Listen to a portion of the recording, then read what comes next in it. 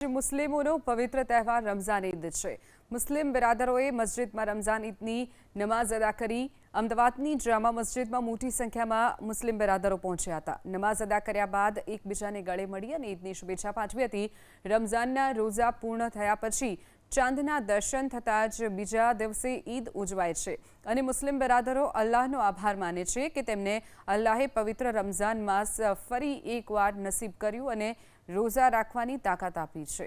ઈદના દિવસે ખાસ નમાઝ અદા કરવામાં આવે છે અને ત્યારબાદ લોકો નવા કપડાં પહેરી એકબીજાને ગળે મળે છે। આજના દિવસે શિરખુરમા, સેવૈયા, વિવિધ મીઠાઈઓ અને ખાસ ભોજન બનાવવામાં આવે છે। રમઝાનના રોઝા પૂર્ણ થયા પછી ચાંદના દર્શન થતાં જ બીજા દિવસે ઈદ ઉજવાય છે અને મુસ્લિમ બિરાદરો અલ્લાહનો આભાર માને છે કે તેમને અલ્લાહે પવિત્ર રમઝાન માસ ફરી એકવાર નસીબ કર્યું અને રોઝા રાખવાની તાકાત આપી છે। ઈદના દિવસે ખાસ નમાઝ અદા કરવામાં આવે છે અને ત્યારબાદ લોકો નવા કપડાં પહેરી એકબીજાને ગળે મળે છે। આજના દિવસે શિરખુરમા, સેવૈયા, વિવિધ મીઠાઈઓ અને ખાસ ભોજન બનાવવામાં આવે છે।